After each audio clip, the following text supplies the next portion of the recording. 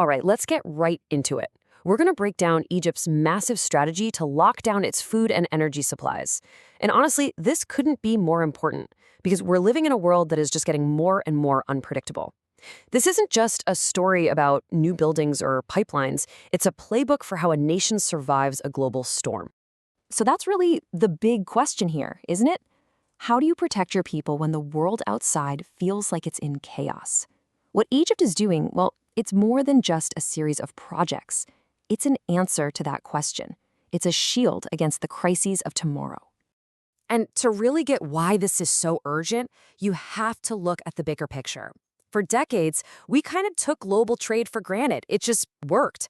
But the last few years, that illusion is completely shattered. The UN's own data shows that global food costs have just exploded, jumping by over 30% compared to where they were before 2020.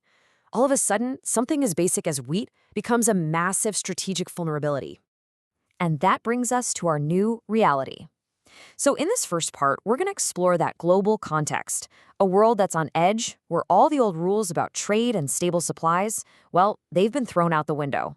We all just assumed things would keep flowing, that the ships would keep sailing, the containers would keep moving. We took it for granted. But that certainty, it's gone. The crises of the last few years have shown us, in a pretty brutal way, that supply chains can snap at any moment. Okay, so now let's zoom in on Egypt specifically. We're going from that global storm right into the eye of it. Because for Egypt, these problems aren't just added together, they're multiplied. They create this unique and intense double challenge. Let this number sink in for a second. 2 million. That is how many new people are born in Egypt every single year. Just try to imagine the constant, relentless pressure that puts on everything: water, energy, and of course, food. And that incredible pressure leads directly to this fact. Egypt is one of the biggest wheat importers on the planet. I mean, we're talking about a country that can use up to 21 million tons of wheat a year, and a huge chunk of that has to come from somewhere else. That leaves you completely exposed to global price spikes and any and all geopolitical drama. And you have to understand, in Egypt, wheat isn't just another food item. It's the core of a massive social safety net. Literally tens of millions of people depend on subsidized bread every single day. So making sure that supply is secure, that isn't just an economic goal. It's absolutely essential for national stability. It is that simple. So faced with all that, how does a nation actually secure its daily bread? Well, Egypt's answer starts with a radical overhaul of its food infrastructure, literally from the ground up. And this right here shows you the change perfectly. Before 2014, a lot of the country's wheat was just stored in open-air pits. The problem? Pests, rot, humidity. You could lose up to 15% of the entire harvest. That's hundreds of thousands of tons just gone, wasted every year. Today, thanks to this national project to build modern silos, those losses have dropped to practically zero. And the secret is the tech. These are not just giant bins. They are smart facilities packed with sensors that constantly check the temperature and humidity. The whole process is automated, from when the grain shows up to when it's shipped out. Some of these places can move 600 tons of wheat an hour. It's a fast, seamless, and incredibly efficient system. But here's the thing, the silos are just one piece of a much bigger puzzle. The entire strategy is built on 3 pillars. First, grow more at home by using better seeds. Second, modernize the whole storage and logistics system.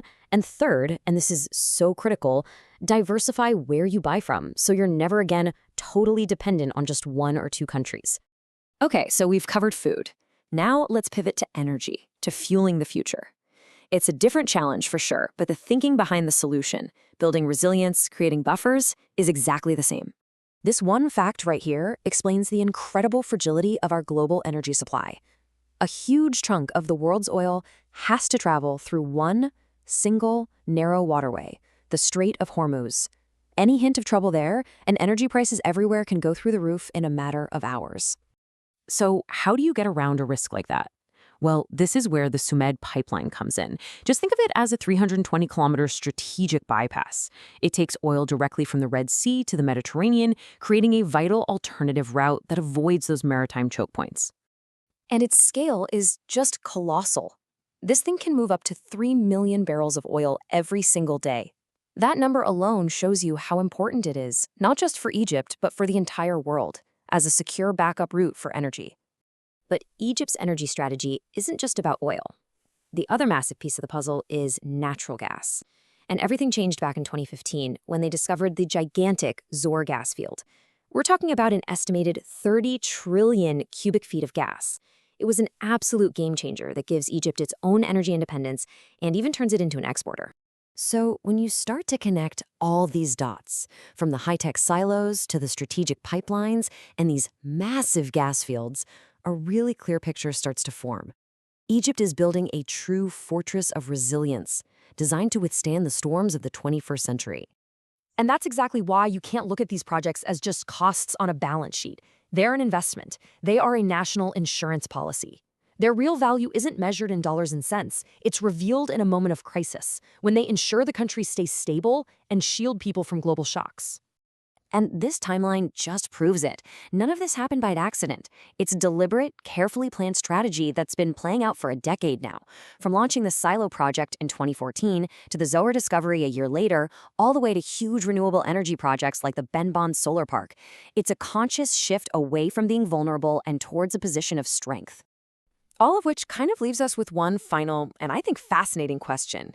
In a world where one crisis seems to just crash into the next, maybe the real measure of a nation's strength isn't its military or its economy anymore, but its ability to absorb shocks, its resilience. Could that be the new superpower?